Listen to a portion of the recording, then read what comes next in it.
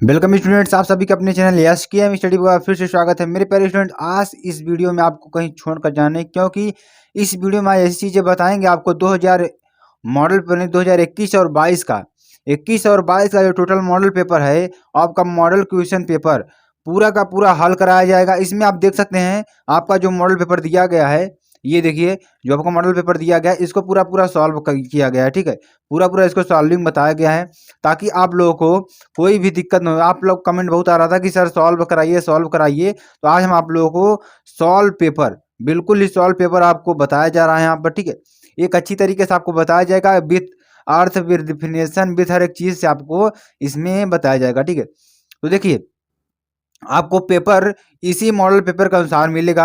आपको कैसे question solve करना है, कैसे आपको आंसर शीट बनानी है, ये सारी चीज़ें इसमें डिस्कस की जाएगी। आपको क्वेश्चन कितने समय में कौन सा क्वेश्चन अटेम्प्ट करना है, आपको बस घबराना नहीं है, अच्छी तरीके से आपको पढ़ते रहना है। और स्टूडेंट्स जो हमारे नए हैं चैनल क्या करें, सब्सक्राइब कर लें, और जो स्टूडेंट्स हमारे पुराने हैं चैनल को शेयर कर दें और लाइक कर दें। तो चलिए मेरे प्यारे स्टूडेंट्स, मेरे प्यारे बच्चों, चलिए देखते हैं इसमें आपको एक अच्छी तरीके से बताने का प्रयास करते हैं। देखिए model question paper 2021-22 English class 12, क्योंकि ये पेपर जो है बोर्ड ने जारी किया है, तो इसी के आधार पर इसमें से क्वेश्चन आपके फंसने वाले हैं। तो बिल्कुल भी आपको घबराने की जरूरत नहीं, क्योंकि इसका पूरा सॉल्व आपको आज बताया जाएगा।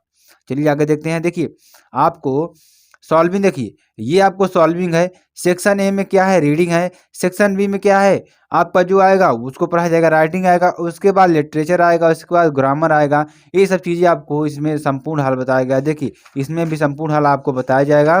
तो मेरे प्यारे स्टूडेंट जो नए हैं चैनल को शेयर कर दें, लाइक कर दें, कमेंट कर दें। आपको कैसे आंसर शीट बनानी है, कैसे आपको सॉल्व करना, पूरी एक एक चीज़ें आपको इसमें डिस्कस की जाएंगी। ठीक है, चलिए आगे देखते हैं। तो मेरे प्यारे स्टूडेंट चलिए देखते हैं आपका। देखिए जो मॉडल क्वेश्चन पेपर है, इसी के आधार पर आपको सॉल्विंग बताया जा रहा है। चलिए देखिए यहाँ पे क्या है कि आपको देखिए मैक्सिमम मार्क्स कितना, मैक्सिमम जो मार्क्स है हमारे 100 मार्क्स दिए गए हैं, और जो हमारा टाइम ड्यूरेशन कितना रहेगा 3 घंटे 15 मिनट। ये आपको जब पेपर मिलेगा तो ये चीज़ें बताई जाएंगी। ठीक है, अब देखिए अब क्या करना है आपको कि अगर इसका देखिए अब आगे देखिए जो इंस्ट्रक्शन दिया है, जनरल इंस्ट्रक्शन, उसको भी पढ़कर अच्छे तरीके से पढ़ना है। ठीक है, अब देखिए the first 15 minutes are allotted to the candidates for reading the question paper, यानी जो शुरू के 15 मिनट आपके होते हैं वो पेपर को क्या करने के लिए, रीड करने के लिए। रीड मीन्स क्या होता है, पढ़ना। ठीक है, रीडिंग करने के लिए, पढ़ने के लिए दिया जाता है। उसके बाद देखिए ऑल क्वेश्चन आर कंपलसरी, सभी क्वेश्चन करना क्या है, अनिवार्य है। क्या है, अनिवार्य है। उसका देखिए marks are indicated against questions, यानी कि जो मार्क्स हैं आपके क्वेश्चंस के बगल में क्या है, शो किए गए हैं। इसको आपको पढ़ना है। अब देखिए अब सेक्शन ए की बात करते हैं। सेक्शन ए में देखिए क्या दिया गया है कि रीडिंग दी गई है। रीडिंग में देखिए क्या दिया गया है, read the following passage carefully and answer the questions the follow. आपको क्या करना है, ये पैसेज को अच्छी तरीके से पढ़ना है और क्या करना है, क्वेश्चंस को फॉलो करना। देखिए अब देखिए हम यहाँ पे पढ़ने वाले हैं अच्छी तरीके से इसको। Man is man is gregarious animal livings in a society. क्या है कि मनुष्य क्या है कि एक, ग्रेगेरियस का मतलब क्या होता है स्टूडेंट्स, आप लोग को बता दें। ग्रेगेरियस एनिमल मतलब कि मिलनसार। क्या होता है इसका, मिलनसार। एक अच्छी तरीके से इसको समझ लीजिए, मिलनसार, यानी कि man is a gregarious animals living in society, यानी जो मनुष्य है सभी जीवों के साथ क्या कर मिलकर रहता है। His his neighbours are the people who are immediately around him, और उनके पड़ोसी भी उनके साथ में रहते हैं। उसको बिकॉज, क्योंकि of their close proximity and the constant pressure of society they play a crucial role in our lives. ठीक है, उसके बाद their significance was recognised by Jesus Christ more than 2000 year ago, when in one of the ten commandments he said, love the neighbor they thou love God. It subscribe to the view that God is present in all human beings by living our neighbors. We should not, पहले इसको पढ़ लेते हैं, उसके बाद आगे हम आपको बताते हैं। Only have peace or happiness, but would also come closer to God, just as love begets love. Similarly, if we show love and compassion to our neighbors, they are bound reciprocate This relationship can bring about immense joy and happiness in our lives, for they are always at hand to help us our hour of need. In today's highly mobile and competitive society, our friends or relatives are rarely available near our place of residence or around us when we need them the most. It it is these trying times that the help and assistance of our immediate neighbors come as a boon to us. It is therefore of paramount importance that we have good and friendly relations with our neighbors। देखिए, इसका मतलब क्या होगा, चलिए इसको भी बता देते हैं। अच्छी तरीके से पढ़ चुके हैं, अब उसको अच्छी तरीके से आपको अर्थ बताएंगे, उसके बाद अच्छी तरीके से आपको जो क्वेश्चंस दिए गए हैं क्वेश्चंस को भी सॉल्व करने का प्रयास करेंगे। स्टूडेंट्स, आप बस हमारे साथ बने रहिए। एक अच्छी तरीके से लाइक करते चलिए, चैनल को शेयर करते चलिए, लाइक करते चलिए और कमेंट करते चलिए कि आपको सर समझ में आ रहा है। लाइक करते चलिए, ठीक है। देखिए, टोटल आपको जो सॉल्विंग बताया जा रहा है, ठीक है। ऐसा आपको बहुत ज़्यादा कमेंट आ रहा है कि सर इसका सॉल्व भी बताइए, जो मॉडल पेपर हमने बताया था उसका सॉल्व भी बताइए, तो इस मॉडल पेपर के साथ सॉल्विंग बताई जा रही है। चलिए अब देखते हैं आगे। यहाँ तक हम पढ़ चुके थे, यानी कि हिज नेबर्स, उनके पड़ोसी, are the people who are immediately around whom, जो हमारे उनके पड़ोसी हैं, सब उनके चारों तरफ रहते हैं, बिकॉज की of their close proximity and the constant pressure of society, यानी कि उनके जो क्लोज प्रॉक्सिमिटी मतलब कि एक दूसरे से मिलने जुलने की जो प्रॉक्सिमिटी है बहुत ज़्यादा रहती है। Pressure of society, they play a crucial role our lives, यानी कि जो सोसाइटी का जो प्रेशर होता है, सामाजिक जो प्रेशर होता है, उसके आधार पर वे जीने की प्रयास करते हैं, रोल और लिव्स जीने का प्रयास करते हैं, ठीक है। Their significance was recognised by Jesus Christ, यानी कि इसे कहाँ से सिग्निफाइज किया गया है कि क्रिस्टस, यानी कि जीसस क्रिस्ट मोर देन 2000, यानी 2000 मतलब क्या होता है, 2000 में 2000 years ago when one of the ten commandments he said, यानी कि 2000 साल पहले उन्होंने क्या कहा था कि love thy neighbours as thou love God, यानी कि अपने पड़ोसियों से प्रेम करना ही गॉड से, यानी गॉड से ही प्रेम करना है। यानी कि जो हमारे पड़ोसियों का मतलब यहाँ क्या हो गया कि जो हमारे अगल बगल जीव जंतु हैं, हर एक तरीके से जो यानी कि संसार में जो जीव रहते हैं, उन सब जीवों से प्रेम करना ही मनुष्य को भगवान के प्राप्त करने के बराबर है। तो ठीक है, ये 2000 वर्ष पहले जीसस क्राइस्ट ने कहा था। It subscribe to the view that God present in all human beings, यानी कि हम इसे क्या कर सकते हैं, सब्सक्राइब कर सकते हैं। सब्सक्राइब मतलब डिस्क्राइब, यानी कि उसे क्या कर सकते हैं, डिफाइन कर सकते हैं कि God is present in all human beings, जो हमारे भगवान हैं सभी प्रकार के ह्यूमन बींग्स में क्या है, उपस्थित हैं।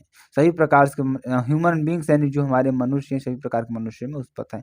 बाय लविंग आवर नेबर्स, यानी कि हमारे पड़ोसियों के प्रेम द्वारा, we should not only have peace, यानी कि हम केवल शांति ही नहीं महसूस करते हैं, एंड हैप्पीनेस, खुशी को भी महसूस करते हैं, बट लेकिन वुड आल्सो, हमें भी चाहिए कि कम क्लोजर टू गॉड, भगवान के करीब जाएं। ठीक है, just as love biggest love, similarly if you show love a compassion to our neighbours, यानी कि जस्ट एज लव बजेट्स, यानी कि हमें just as love begets love similarly, यानी सबको समान प्रेम करना चाहिए। इफ यदि वी सो लव, हम प्रेम को प्रदर्शित करते हैं, as compassion to our neighbours, अपने पड़ोसियों के प्रति, तो they are bound to reciprocate, वो भी दोबारा हमें क्या करते हैं, प्रेम करने के लिए बाध्य हो जाते हैं। क्या हो जाते हैं, बाध्य हो जाते हैं। आपको समझ में रहा है स्टूडेंट्स की नहीं? अच्छी तरीके से आप लोग समझते चलिए। This relationship can bring about immense joy and happiness, यानी कि इस तरीके से हम क्या कर सकते हैं कि इसके बारे में क्या कर सकते हैं, जॉय एंड हैप्पीनेस, खुशी और यानी कि आनंद और खुशी, in our lives, for they are always at hand to help us, एक दूसरे की सहायता करके प्राप्त कर सकते हैं। आवर्स नीड, उनकी हमें आवश्यकता होती है। In today's highly mobile and competitive society, इस समय क्या है कि बहुत ज़्यादा मोबाइल और कम्पिटिटिव यानी कि प्रतिस्पर्धा का समय आ गया है। फ्रेंड्स और रिलेटिव्स आर रियली अवेलेबल, जो हमारे फ्रेंड्स हैं रिलेटिव हैं बहुत ही कम अवेलेबल रहते हैं। Near our place of residence, जहाँ हम रहते हैं। Are around us when we need them the most, जब हमें उनकी बहुत ज़्यादा आवश्यकता होती है तो वे क्या होते हैं, अवेलेबल नहीं होते। बस यही इस पैराग्राफ में कहा गया है। स्टूडेंट्स आपको समझ में आ गया होगा। It is in these trying times that the help and assistance of our immediate neighbors come as a boon to us, यानी जो हमारे नेबर्स हैं वो हमारे पड़ोसी हैं, हमारे बून्स हैं। क्या है हमारे बून्स, मतलब हमारे जो मुख्य जीने के जो मुख्य आधार हैं वो लोग। इट इज़ देयर फॉर, इसलिए हम कह सकते हैं कि परमाउंट इम्पोर्टेंस दैट, इनका क्या है कि इम्पोर्टेंस है दैट कि we have good and friendly relation with our neighbours. क्या हमें क्या इम्पोर्टेंस है कि हम अपने जो नेबर्स हैं जो पड़ोसी हैं हमारे उनके साथ क्या करें, फ्रेंडली रिलेशनशिप रखें। तो आपको यह समझ में आ गया पूरा पैराग्राफ। तो आप लोग लाइक कर दीजिए, एक बार कमेंट कर दीजिए। अब चलिए क्वेश्चंस की ओर बढ़ते हैं। क्वेश्चंस देखिए क्या कहा गया है कि why is man called a gregarious animals, यानी कि जो हमारे मनुष्य हैं मिलनसार जो जानवर हैं क्यों कहे जाते हैं। तो चलिए देखिए इसका आंसर क्या हो जाएगा। देखिए तो इसका देखिए आपको कैसे करना है, ऊपर लिख लेना है सेक्शन ए रीडिंग से। सेक्शन ए आपको ब्लैक पेन और ब्लू पेन, दो पेन का यूज करना है, बाकी किसी पेन का इसमें यूज नहीं करना है। तो स्टूडेंट्स आप लोग समझ गए होंगे। देखिए अब क्या करना है, हमें क्या करना है स्टूडेंट, हमें क्या करना है कि देखिए उसके बाद आंसर नंबर फर्स्ट डालना। सेक्शन ए में आंसर नंबर फर्स्ट डाल देना और कुछ नहीं करना है। ज़्यादा टिक्का टिप्पणी, ज़्यादा सजावटी कोशिश मत करिए, क्योंकि एग्जामिनर ज़्यादा सजावट पर ध्यान नहीं देते, क्योंकि जो आपको क्वेश्चन के मटेरियल्स हैं उस पर, आंसर के मटेरियल हैं उस पर ध्यान देते हैं। तो आपको बस ऐसे ही करना है, ज़्यादा मेहनत करने की जरूरत नहीं है स्टूडेंट। चलिए यहाँ पे देखते हैं। सेक्शन ए रीडिंग डालना है, आंसर नंबर 1। ठीक है, अब देखिए क्या हो जाएगा। पहला देखिए, man is a gregarious animals. पहला प्रश्न क्या था एक बार फिर से बता देते हैं आपको। Why is man called a gregarious animals, यानी कि मनुष्य मिलनसार व्यक्ति क्यों कहा जाता है। देखिए man is a gregarious animals living in the society, यानी जो समाज में जो मनुष्य है वह बहुत ही क्या है, मिलनसार है। हिज नेबर्स, उसके पड़ोसी, are the people who are immediately around him, जो उनके लोग हैं, जो उनके पड़ोसी हैं उनके चारों तरफ अवेलेबल रहते हैं, हर समय क्या कहते हैं, उपस्थित रहते हैं। So man is called gregarious animals, इसलिए मनुष्य क्या कहलाता है कि ये ग्रेगेरियस एनिमल्स कहलाता है, यानी कि मिलनसार जानवर कहलाता है। आपको समझ में आ गया होगा। आगे चलते हैं, आगे पढ़ते हैं हम। अब देखिए अगला प्रश्न क्या है कि what crucial role our neighbours play in our lives, यानी कि जहां हम रहते हैं कि उनके प्रति जो कटु व्यवहार है, यानी कि जो क्रूशियल है, क्रूशियल मतलब कटु व्यवहार है, हम कैसे प्ले करते हैं या क्या करते हैं, कैसे करते हैं। देखिए अभी क्या बात करते हैं कि दिस रिलेशनशिप, यानी कि इस relationship is very important our life, यानी कि यह रिलेशनशिप जो पड़ोसियों के साथ हमारा प्रेम व्यवहार का रिलेशनशिप है बहुत ही इंपॉर्टेंट है।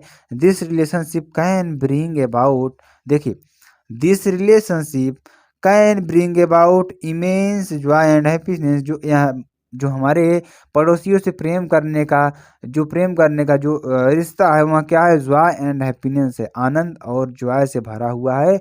उसका क्या कहते हैं कि इन आवर लीव्स, हमारे जीने में, for they are always at hand to help us to our hour of need, उनकी हमें क्या होती है कि प्रत्येक घंटे उनकी क्या होती है, आवश्यकता होती है।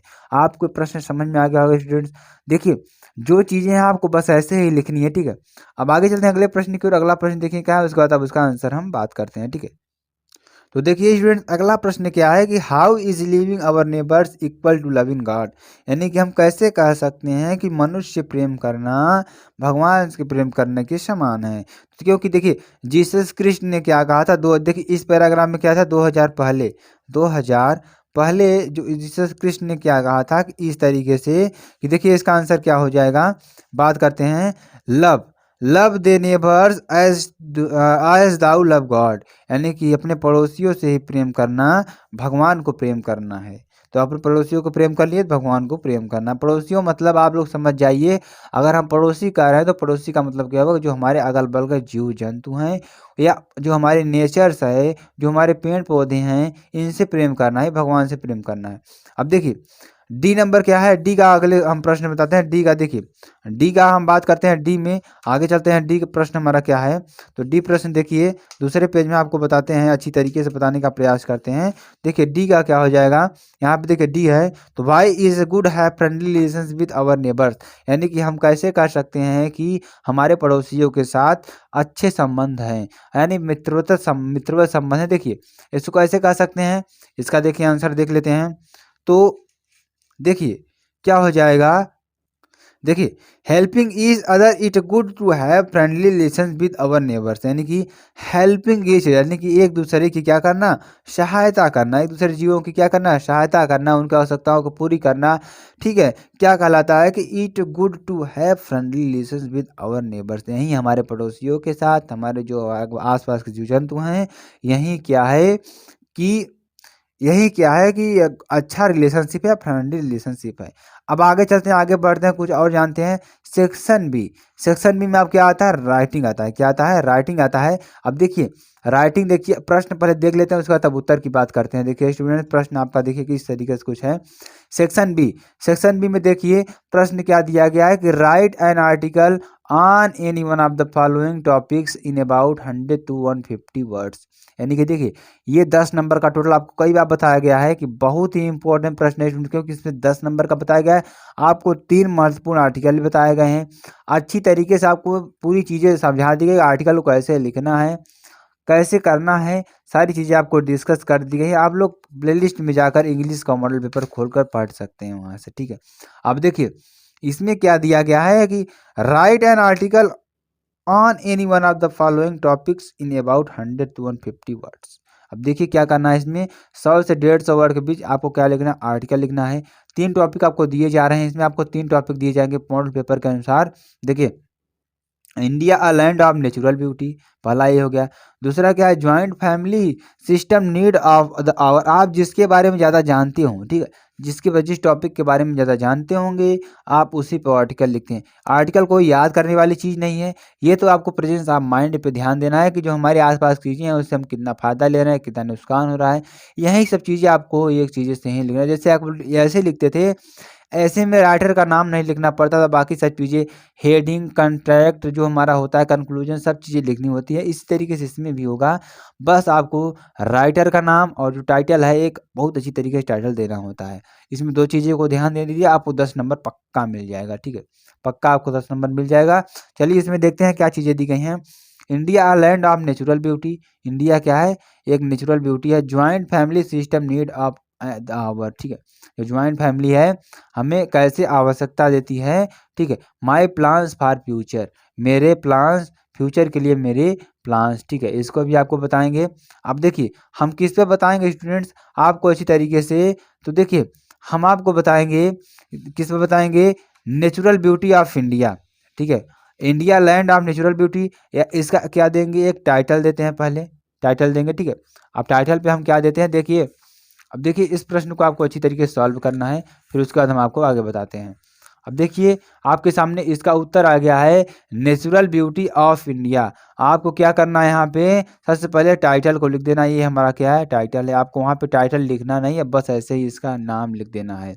अब देखिए उसके बाद राइटर का नाम लिखेंगे, राइटर का नाम क्या लिख देंगे, कुछ भी आप लिख सकते हैं, XYZ, यहाँ पे लिख सकते हैं वाई यानी कि सुनील, सुनील लिख देंगे। देखिए आपको सिर्फ ब्लू और ब्लैक पेन का यूज करना है, हेडिंग आप ब्लैक से डालेंगे और ब्लू से लिखेंगे, और किसी अन्य पेन का यूज नहीं करना है, क्योंकि अन्य पेन का यूज करेंगे तो एग्जाम में अनलीगल माना जाता है। ठीक है, अब देखिए नेचुरल ब्यूटी सेक्शन बी की बात करते हैं। देखिए अब India beauty of natural beauty of India आपको 100 से 150 वर्ड के बीच में लिखना है। इंडिया हैज ठीक है, has a multitude of natural diversity owing to his unique graphical location. देखिए जो इंडिया है वह मल्टीट्यूड यानी मल्टीट्यूड में विभिन्न प्रकार के नेचुरल यानी कि जो प्राकृतिक डाइवर्सिटी है, जो हमारी प्राकृतिक भिन्नता है, owing to his unique geographical location, यानी कि एक क्या है, owing owing to its unique, अपने आप में एक अनोखा अनोखा जियोग्राफिकल मतलब भूमिगत लोकेशन है, क्या है, एक क्षेत्र है। जो हमारा भारत है ये एक विभिन्नताओं से भरा हुआ, ओविंग टू हिज यूनिक, अपने आप में एक अनोखा है। ठीक है, ये चीज़ें इसका मतलब हुआ। अब India is probably the only country in the world having such a wide array of seasons, यानी कि इंडिया पूरे संसार में एक ऐसा देश है जहाँ पर सभी मौसम पाए जाते हैं। क्या पाए जाते हैं, एरे ऑफ सीजन्स, यानी सभी प्रकार की ऋतुएं यहाँ पे पाई जाती हैं। आपको 3-4 ऋतुएं पाई जाती हैं, सभी ऋतुएं यहाँ पे पाई जाती हैं। ठीक है, आपको समझ में आ गया होगा। अब देखिए, there are abundant rainfall, chilling winters and scrolling summers. ठीक है, यहाँ पे क्या होता है कि देयर आर क्या हो जाएगा, देखिए अच्छी तरह को समझना, देयर आर एबुडेंट रेनफॉल, यहाँ पे क्या होती है, रेनफॉल भी होती है, चिलिंग विंटर्स जाड़ा भी आती है, स्क्रॉलिंग समर यानी स्क्रॉचिंग समर्स और गर्मी भी आती है, और सभी प्रकार की ऋतुएं यहाँ पे पाई जाती हैं। आपको देखिए नेचुरल ब्यूटी ऑफ इंडिया के बारे में हम बता रहे हैं। ठीक है, तो यहाँ पे सभी प्रकार के मौसम पाई जाती हैं। बस आपको ऐसे ही लिखना है मेरे प्यारे स्टूडेंट, बस आपको घबराना नहीं है, अच्छी तरीके से सॉल्व करना है। चलिए आगे देखते हैं। अब देखिए आगे आर्टिकल में हम क्या लिखते हैं कि all of them pioneer the beauty of India, इन सभी की जो हमारी पॉइनियर यानी कि इन सभी में हमारी सुंदरता झलकती है। ठीक है, इन सभी मौसम से हमारी सुंदरता, इंडिया की सुंदरता झलकती है। Our country stands for beauty, हमारी हमारी जो कंट्री है, जो हमारा देश है, स्टैंड्स फॉर ब्यूटी, ब्यूटी के लिए जाना जाता है। डाइवर्सिटी एंड यूनिटी, विभिन्नता और एकता के लिए जाना जाता है। हमारा देश क्या है, सुंदरता, विभिन्नता और एकता के लिए जाना जाता है। अब देखिए, there is stalwart structure of Himalayas in north and नॉर्थलिज्म रीजन्स, यानी जो हमारे नॉर्थलिज्म रीजन है, जो हमारे नॉर्थलिज्म भाग है, जो हमारा उत्तरी भाग है, ठीक है, जो हमारा क्या अगर नॉर्थ में इसका होता है दक्षिणी भाग है, there is stalwart structure of Himalayas, यानी कि वहाँ पर क्या है, विशाल हिमालय है। ठीक है, there there highness highness highness पुन पुन intended makes sure the place in blessed with best certainty all around the year, यानी कि जो प्रत्येक साल क्या होता है कि यहाँ पर जो ऋतुएं हैं बदलती रहती हैं। ठीक है, अब देखिए कंक्लूजन में क्या लिखते हैं, कंक्लूजन भी आपको बता देते हैं अच्छी तरीके से, कंक्लूजन भी समझाने का प्रयास करते हैं। India revivals you the places in our heart, India क्या है कि प्रत्येक के दिलों में बसा हुआ है। दैट की मस्ट बी प्यूरिफाइड, जो कि एक शुद्ध रूप में इंडिया है। यहाँ पॉल्यूशन बहुत कम पाया जाता है, क्योंकि यहाँ पर नेचुरल चीज़ें ज़्यादा पाई जाती हैं। The beauty of our country, हमारे देश की सुंदरता, has been admired and worshipped, admired यानी कि क्या है, एक एडमायर मतलब बहुत ही आश्चर्यजनक है, और वर्शिप्ड पूजनीय योग्य है, by great minds from all over the world, यानी पूरे संसार में क्या है कि जो हमारा देश है इंडिया, एक विचित्र यानी कि आश्चर्य और वर्शिप्ड पूजनीय है। ठीक है, आपको समझ में आ गया होगा। अब आगे चलते हैं सेक्शन सी की ओर। सेक्शन सी में क्या आएगा उसको भी पढ़ने का प्रयास करते हैं। ठीक है, तो स्टूडेंट देखिए आपको लेटर भी आपको देखिए लिखना होता है। लेटर में देखिए कौन कौन से लेटर लिखाए गए हैं। Write to the editor of national daily show your concern on growing use disposal wires, यानी जो डिस्पोजल वायर्स हैं उन पर आपको एक लेटर लिखना है। Write a letter principal of your school complain against shortage of latest sports magazines in the library. देखिए आपको प्लेलिस्ट में चेक करना है most important letters, 3 most important letters. ठीक है, 3 मोस्ट इंपॉर्टेंट, ठीक है, इंपॉर्टेंट लेटर्स। ठीक है, लेटर्स आपको इस वीडियो पर जाना है, वहाँ पर आपको स्पोर्ट पर एक लेटर लिखा गया है, वहाँ से इस यानी कि इस लेटर को पढ़ लेना है, ठीक है। क्योंकि यहाँ पर जो वीडियो बहुत ज़्यादा लंबी हो रही थी, इसलिए यहाँ पे लेटर्स को लिखा नहीं गया है। उस लेटर को आपको उस वीडियो पर जा कर के पढ़ना है, क्योंकि उसमें पूरी चीज़ें बताई गई है, आपको तरीका भी बताया गया है, उसमें जो मटेरियल्स है पूरी चीज़ें दी गई हैं। आपको बस प्लेलिस्ट में जाना है, वीडियोज़ में जाना है, वीडियो सेक्शन में आपको स्क्रॉल करेंगे नीचे तो आपको पूरा का पूरा जो स्पोर्ट पे जो लेटर्स है, 3 मोस्ट इम्पोर्टेंट लेटर वाले वीडियो पे चले जाना है, आपको वहाँ पे इसका आंसर मिल जाएगा। तो आप लोग आई होप आप लोग समझ गए होंगे। तो मेरे प्यारे स्टूडेंट बस इतना कष्ट करना है आपको, क्योंकि यहाँ पर चीज़ें रिपीट हो रही हैं, यहाँ पे बहुत ज़्यादा चीज़ें हो रही हैं, तो बहुत ज़्यादा कम समय बहुत ज़्यादा चीज़ें बतानी है, क्योंकि आप लोग यहीं लेकर बैठे नहीं हैं, आपके पास सारे सब्जेक्ट हैं पढ़ने के लिए। तो इंग्लिश भी ज़रूरी है, इसमें आपको ज़्यादा से ज़्यादा डेली 2 घंटे देना है और अदर सब्जेक्ट में नहीं देना है। आपको यहाँ पे 1 घंटा पढ़ना है और 2 घंटे अभ्यास करना है, ताकि आपको अच्छी तरीके से सब चीज़ें समझ में आ गई। अब देखिए सेक्शन सी की ओर चलते हैं। सेक्शन सी में क्या है कि, और हाँ, साथ-साथ मेरे प्यारे स्टूडेंट्स, अगर इसको आपको पीडीएफ भी अगर आप लोग कमेंट करेंगे पीडीएफ के लिए, तो पीडीएफ आपको एसकेएम स्टडी के टेलीग्राम चैनल पर भी मिल जाएगा, क्योंकि संपूर्ण सॉल्विंग इसमें आपको बताया गया है। सॉल्विंग का भी आपको मिल जाएगा, पेपर का भी मिल जाएगा, कोई दिक्कत वाली बात नहीं है। हर तरीके से आपको यह सहायता करने के लिए एसकेएम स्टडी तैयार है। अब देखिए सेक्शन सी ग्रामर की ओर चलते हैं। ग्रामर में देखिए, choose the correct options to answer the following questions. अब देखिए इस क्वेश्चन में आपको 4 ऑप्शन दिए हैं, 4 ऑप्शन में कोई एक ऑप्शन सही होगा। देखिए पहला प्रश्न क्या कह रहा है कि द ऑप्शंस ऑफ गवर्नमेंट की जो ऑप्शंस है, ऑप्शंस मतलब कमी से, in the country is called, जो यहाँ पर गवर्नमेंट की कमी है, वहाँ पर उपस्थिति नहीं है, गवर्नमेंट की उपस्थिति नहीं है, उस देश को क्या कहा जाता है। अब देखिए इसका आंसर क्या हो जाएगा, क्या हो जाएगा, एनार्की, क्या हो जाएगा, एनर्की, क्या हो जाएगा, एनर्की, ठीक है। अभी आगे चलते हैं, आगे देखिए आपका ऑप्शन नंबर 3 सही हो जाएगा, ठीक है। आगे चलिए बी नंबर में चलते हैं। देखिए बी नंबर में अगर हम चलते हैं तो the phrase inching towards means क्या होता है कि देखिए टू हैव एन इंची फीलिंग्स, इस ये नहीं होगा। देखिए इसका सही आंसर क्या हो जाएगा स्टूडेंट, आपको हम बता देते हैं, to move slowly in the direction, एक ही दिशा में धीरे धीरे आगे बढ़ना है, ठीक है। इसका मतलब यहाँ हो जाएगा। आगे चलते हैं, अगले देखिए अगला प्रश्न देखिए क्या है। अगला प्रश्न देखिए क्या है कि द सिनोनिम्स ऑफ माइग्रे, क्या है, मिग्रे, यदि मिग्रे का जो सिनोनिम्स होता है वहाँ क्या होता है, आपको हम बता दें। इसका आंसर, सही आंसर आपका क्या हो जाएगा, स्कैंटी, क्या हो जाएगा, स्कैंटी, ठीक है। स्कैंटी इसका सही आंसर हो जाएगा। आगे चलिए आगे देखते हैं।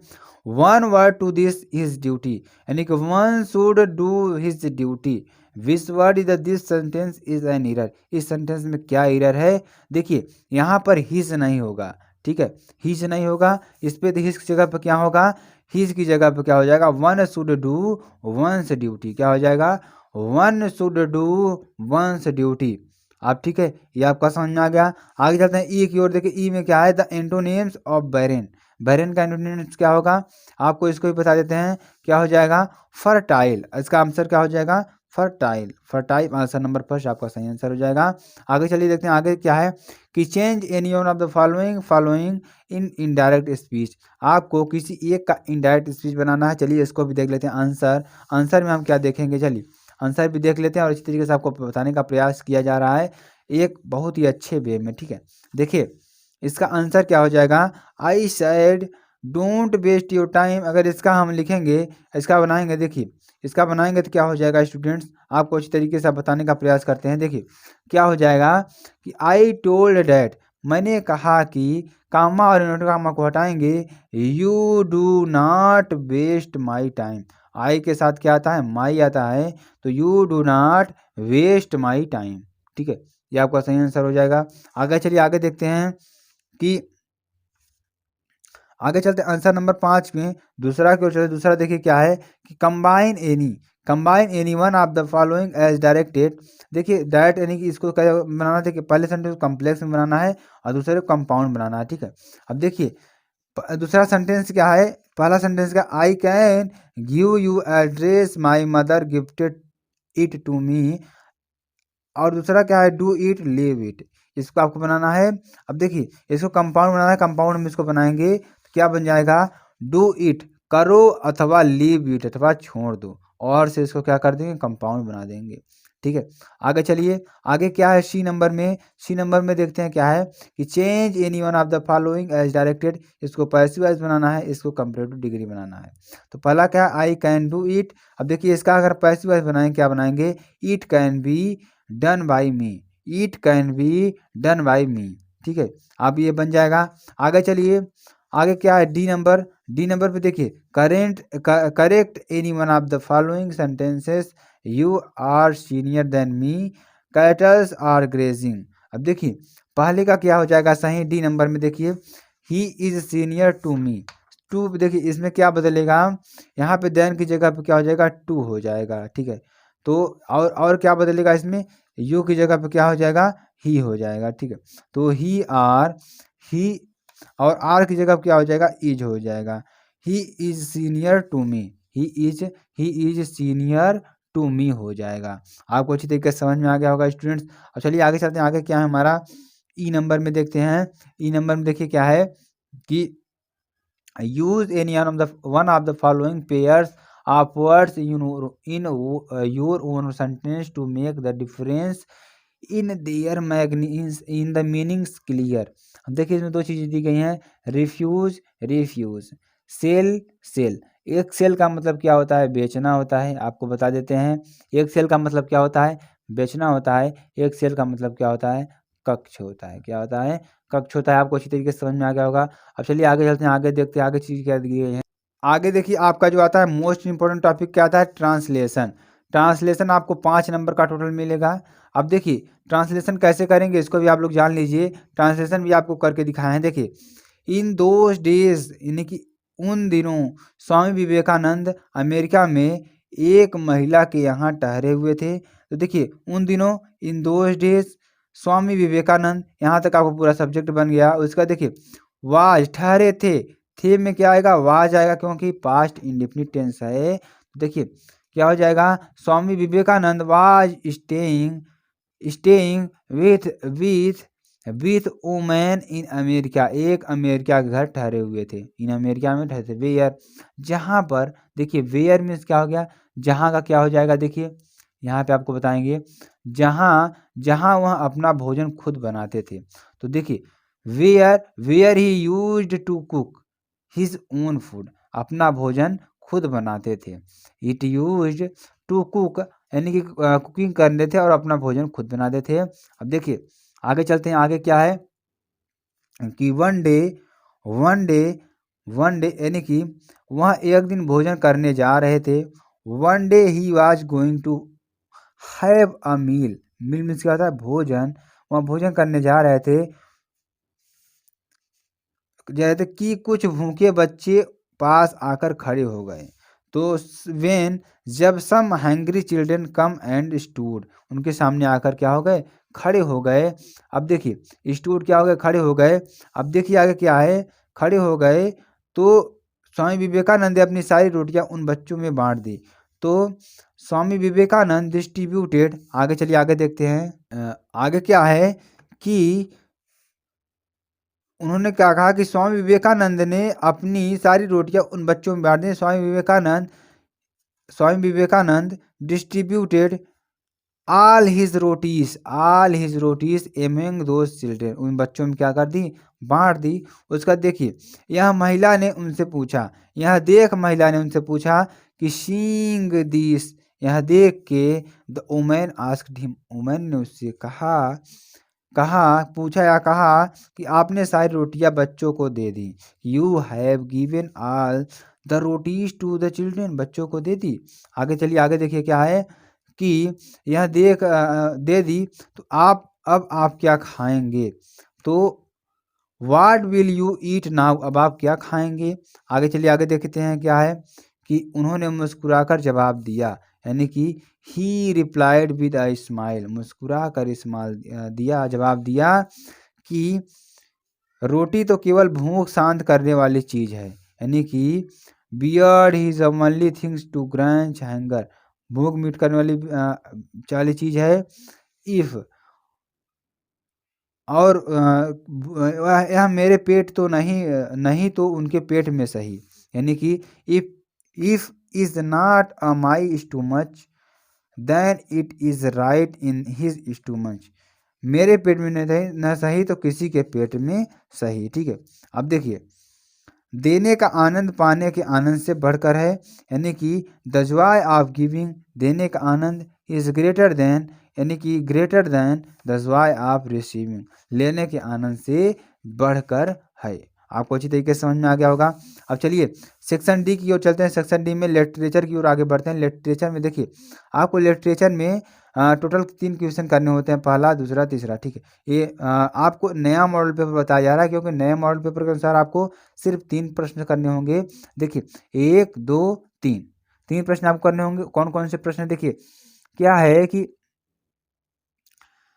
इसमें आपको 7वें में 3 भाग दिया रहेगा, ए बी 7वें में दिया रहेगा और 8वें में भी ए बी दिया रहेगा।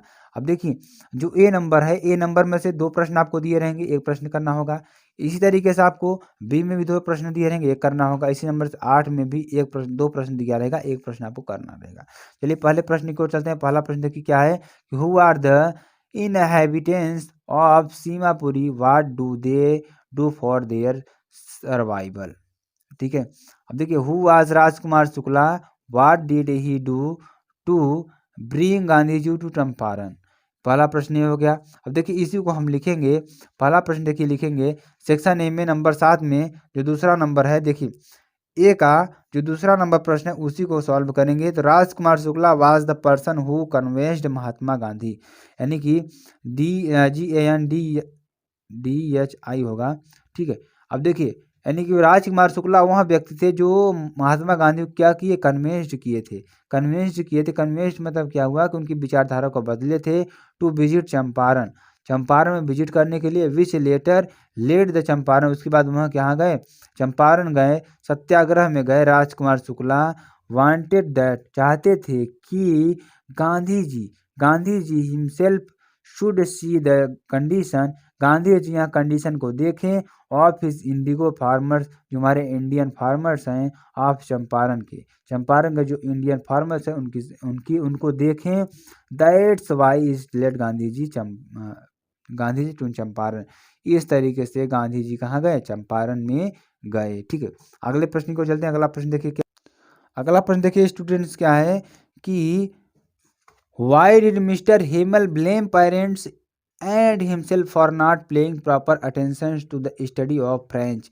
आपको अच्छी तरीके से बताया जा रहा है, आप लोग बस हमारे साथ बने रहिए और लाइक करते चलिए। चैनल को एक बार फिर शेयर कर दिए स्टूडेंट्स, और चैनल को लाइक कर दीजिए, क्योंकि बहुत ही इंपॉर्टेंट है शेयर करना और लाइक करना। अगर आप शेयर करते हैं, लाइक करते हैं, तो हमें क्या मिलता है, मोटिवेशन मिलता है। और मेरे प्यारे स्टूडेंट्स, इस मेहनत के लिए आपको क्या करना है, सिर्फ 1000 लाइक करना है, तो मेरे प्यारे स्टूडेंट्स हमारा हौसला और भी बढ़ जाएगा। अच्छी तरीके से आपको बस समझना है और क्या करना है, आपको कमेंट करना है और लाइक करना है। 1000 लाइक का टारगेट है मेरे प्यारे स्टूडेंट्स, आपको बस उसको पूरा करना है। अब देखिए बी नंबर में कौन कौन से प्रश्न है।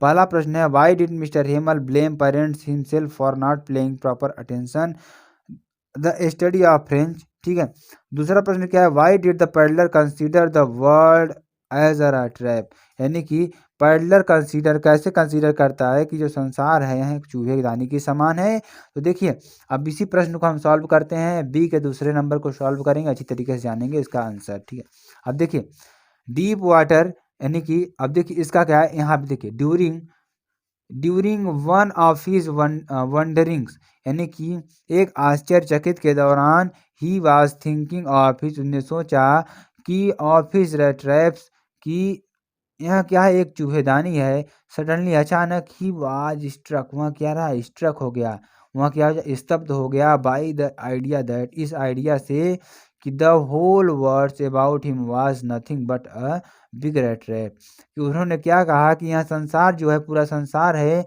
एक चूहेदानी के समान है और इसके अलावा यहाँ कुछ भी नहीं है, या राइटर ने उन्हें कहा। अब देखिए आगे चलते हैं, आगे जानते हैं आगे क्या चीज़ें दी गई हैं, बहुत अच्छी तरीके से जानने का प्रयास करते हैं। आंसर नंबर 8 में देखिए कौन कौन से प्रश्न दिए गए हैं उसको भी जान लेते हैं। तो आंसर नंबर 8 में देखिए, answer any one of the following in about 80 word. इसको आपको 80 वर्ड में लिखना है। देखिए पहला प्रश्न क्या है कि all we have to fear is fear itself. हम सभी फियर इज फियर, डर से, अपने आप को डर से क्यों डरते हैं। Justify this statements on the basis of lesson deep water. Deep water के आधार पर इसको आप जस्टिफाई करिए। क्या करिए, जस्टिफाई करिए। और दूसरा प्रश्न क्या है कि describe the plight of rag pickers as depicted in the lessons the lost spring. The lost spring के बारे में आपको लिखना है। देखिए हम पहले प्रश्न को सॉल्व करेंगे डीप वाटर से, जो आपका है तो डीप वाटर सॉल्व करेंगे। तो deep water explain the morning, यानी एक्सप्लेन मॉर्निंग में एक्सप्लेन करते हैं कि all we have a fear is fear itself. हम सभी क्या है, अपने आप को डर से डरते हैं। इन दिस लेसन, इस लेसन में डगलस से कहते हैं कि all we have to fear is fear itself. हम सभी अपने डर से डरते हैं। डगलस हैज एक्सपीरियंस्ड, डगलस ने क्या किया, एक्सपीरियंस किया कि both the sensation of dying and terror. यह क्या है कि एक मरने योग्य और क्या है, डरावने योग्य है। कि फियर जो डर है, ऑफ इट कैन प्रोड्यूस, हमें क्या करना है, प्रोवाइड करता है, प्रोड्यूस करता है। In reality all our terrors, हमें सभी प्रकार के डर से, और फियर्स यानी कि टेरर्स और धमकाने और डर से, are psychological and the same can be won over. हम इन्हें सब लेकर क्या करते हैं, इन सभी पर हम अपने साइकोलॉजिकल जो हमारी क्षमता है उसके आधार पर हम इसे क्या कर सकते हैं, इस पर विजय प्राप्त कर सकते हैं। आशा करते हैं आपको अच्छी तरीके से समझ में आ गया होगा। अब चलिए आगे चलते हैं, आगे चलते देखते हैं स्टूडेंट आगे क्या है। देखिए आगे बहुत ही इंपॉर्टेंट चीज़ें हैं, आपको अच्छी तरीके से समझाने का प्रयास इसमें किया गया है और बताने का प्रयास किया गया है कि क्या चीज़ें दी गई हैं। ठीक है, देखिए अगला प्रश्न क्या है आपका, पोइट्री से दिया गया है। पोइट्री में देखिए, read the following extracts carefully and answer the questions that follow. जो क्वेश्चंस दिए गए हैं इसमें आपको फॉलो करके आपको इसका आंसर देना है। तो and the told familiar as my childhood is fair, यानी कि फेमिलियर एज यानी कि हमारी पुरानी चोट से डरा हुआ है हमारा बचपन। बट ऑल द सेड, हम सभी कह सकते हैं कि सी यू सून अम्मा, all did was smile and smile and smile. अब देखिए जो प्रश्न दिए गए हैं इससे आपको आंसर हम बताने का प्रयास करते हैं। पहला आंसर क्या है, what is the fair that always panned the poet's, यानी कैसा कौन सा डर था कि जो पोइटस को हमेशा डराए रहता था। देखिए इसका आंसर क्या हो जाएगा, इसका आंसर देने का प्रयास करते, देखिए इसका आंसर क्या हो जाएगा, सी ऑलवेज पैंड, यानी कि सभी दर्द, द पोइटस के सभी दर्द क्या थे, क्योंकि दर्द था क्योंकि सी वाज 66 ईयर ओल्ड, क्योंकि वह 60 वर्ष की थी। इस तरीके से आपको देखिए और भी प्रश्न दिए गए, उन प्रश्नों को भी सॉल्व करिए और अच्छी तरीके से जानने का प्रयास करिए। देखिए अगला प्रश्न क्या दिया गया है, अगला प्रश्न भी आप लोग जान लीजिए कि what is the contrast between the poet's and feeling and her words. उनके फीलिंग्स और उनके वर्ड्स के बारे में आपको लिखना है। इसमें आपको बुक खोल लेना है, बुक से आपको इस पैराग्राफ को अच्छी तरीके से पढ़ लेना है। Why did the poet's keep on smiling only, कि जो हमारी पोइटस हैं वह क्यों कहती हैं कि हमेशा मुस्कुराहट रखो अपने चेहरे पर। इसको भी आप लोग को लिख लेना है, ज़्यादा कुछ करना नहीं है। अब चलिए आपको सेंट्रल आइडिया बताने का प्रयास करते हैं। Right the central idea of any one of the following poems, यानी किसी एक पोएम का आपको क्या करना है कि सेंट्रल आइडिया लिखना है। चलिए हम क्या लिखते हैं, द थिंग्स ऑफ ब्यूटी पर सेंट्रल आइडिया लिखने का प्रयास करते हैं। देखिए आंसर क्या हो जाएगा इसका, सेंट्रल आइडिया क्या लिखेंगे, सेंट्रल आइडिया देखिए आपको लिख लेना है या स्क्रीनशॉट कर लेना है इसका अच्छे तरीके से कि the central idea of the poem, यानी कि जो सेंट्रल आइडिया है इस कविता की, in this very opening lines, यानी कि बहुत ही खुले विचारों वाली है। Of poem a things of beauty, यानी कि हमारी थिंग्स यानी कि जो हमारी सुंदरता है, एनी ब्यूटीफुल ऑब्जेक्ट, प्रत्येक वस्तु की सुंदरता है, is always treasured in our mind because, जो हमारे माइंड में बनती है क्योंकि it provides us internal everlasting joy, जो हमारे इंटरनल सुख को क्या करनी है, समाप्त करने का प्रयास कर रही हैं। जो हमारी बाहरी सुंदरता है वह इंटरनल जो हमारी आंतरिक जो सुख है उसको समाप्त करने का प्रयास कर रही है। द हैप्पीनेस, जो हमारी खुशी है, दैट की any thing beautiful provides, never never fights into nothingness, ठीक है। यानी कि एनीथिंग, प्रत्येक, ब्यूटीफुल प्रोवाइड्स, प्रत्येक ब्यूटीफुल जो हमारे चीज़ें अवेलेबल हैं, नेवर फेड्स इनटू नथिंगनेस, यानी कभी भी वह समाप्त होने वाली चीज़ें नहीं है। आप लोग अच्छी तरीके से समझ गए सेंट्रल आइडिया।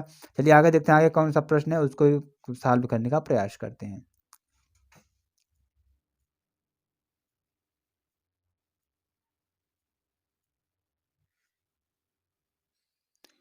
तो स्टूडेंट देखिए अगले प्रश्न की ओर बढ़ते हैं। अगला प्रश्न देखिए क्या है, बहुत ही इंपॉर्टेंट है, आपके एग्जाम के दृष्टिकोण से बहुत ही इंपॉर्टेंट हो सकता है। तो यहाँ पे आप देख सकते हैं, चलिए देखते हैं। तो स्टूडेंट देखिए, अब आगे हम चलते हैं, आगे देखते हैं। देखिए जो प्रश्न दिया गया है कि what things on the third level was different from those on other levels. ये थर्ड लेवल से आपका जो क्वेश्चन है, थर्ड लेवल से आपको वहां से जा करके इस क्वेश्चन को सॉल्व कर लेना है। उसका देखिए, describe the environmental features of Antarctica. Antarctica के जो फीचर्स है, इन्वायरमेंटल जो फीचर्स है उसको भी लिखना है। आपका यहाँ चैप्टर है, ये है नाम, चैप्टर क्या नाम, चैप्टर का नाम लिख लेंगे तो आपको अच्छी तरीके से क्वेश्चन मिल जाएंगे। ढूंढने का आपको बिल्कुल भी अच्छी तरीके से बता दे रहे हैं। Journey journey of journey to the end of the earth, end of the end of the earth. ये किसने लिखा है, ये इसके लेखक की बात करेंगे तो इसके लिखा किसने है, इसको तीशानी दोषी ने लिखा, ठीक है। तीशानी दोषी ने लिखा है। तो यहाँ से आपको जा करके प्रश्न को सॉल्व कर लेना है। उसके बाद बी नंबर में चलते हैं। देखिए बी नंबर में क्या है कि why did maharaja decide to suffer huge loss instead allowing the British officer photographed with the hunted tiger. तो ये आपको एक प्रश्न है। अभी प्रश्न देखिए किस चैप्टर से, उसको भी बता। देखिए आपका अगला प्रश्न क्या है, why was Joe not happy with Jack ending of the Roger Skunk Skunk story. यानी कि यहाँ पे देखा होगा शकुंक स्टोरी। अब देखिए ये चैप्टर आपका किस चैप्टर से है उसको भी जान लीजिए। तो आपको देखिए ये चैप्टर्स आपका क्या है कि शुड विजार्ड हिट मोमी। क्या है chapters, should wizard hit mommy, इस चैप्टर से है, जो कि मोस्ट इंपॉर्टेंट चैप्टर है आपके एग्जाम के दृष्टिकोण से। इसको लिखा किसने आपको हम बता देते हैं। इसको लिखा है आपके जॉन अपडाइक ने लिखा है। किसने लिखा है, जॉन अपडाइक ने लिखा है, ठीक है। अपडाइक ने लिखा है। इसको आप लोग वहां जा करके पढ़ लेना, क्योंकि चैप्टर का नाम अगर जान जाएंगे आप लोग अच्छी तरीके से क्वेश्चन को सॉल्व कर लेंगे। अब देखिए अगला प्रश्न क्या है कि अगला प्रश्न इनिमी चैप्टर से दिया गया है आपको। इनिमी चैप्टर है एक ठीक है, द इनिमी एक चैप्टर है आपको, वहां से आपको ये एक प्रश्न आपको वहां से पढ़ लेना है, ज़्यादा पढ़ना नहीं है। बस अच्छी तरीके से आपको अच्छी तरीके से पूरा पेपर सॉल्व करा दिया गया है। स्टूडेंट्स अगर इसमें जो चीज़ें आपको समझ में नहीं आ गई हैं आप लोग कमेंट करके ज़रूर बताइएगा, क्योंकि आपके साथ हम हमेशा अवेलेबल रहेंगे। तो स्टूडेंट्स बस आप खुश रहिए, मस्त रहिए। अगर इसका आपको पीडीएफ अगर पाना है तो आप लोग क्या करना है, कमेंट कर देना। कमेंट करने के बाद आपको पीडीएफ मिल जाएगा। और SKM स्टडी के टेलीग्राम चैनल को सब्सक्राइब कर लेना है। आपको हमारे साथ बने रहने के लिए धन्यवाद, बहुत बहुत धन्यवाद। फिर मिलते हैं नेक्स्ट वीडियो में नए टॉपिक के साथ, नए मॉडल पेपर के साथ, नए जानकारी के साथ। तब तक के लिए अलविदा, बाय बाय, जय हिंद, जय भारत।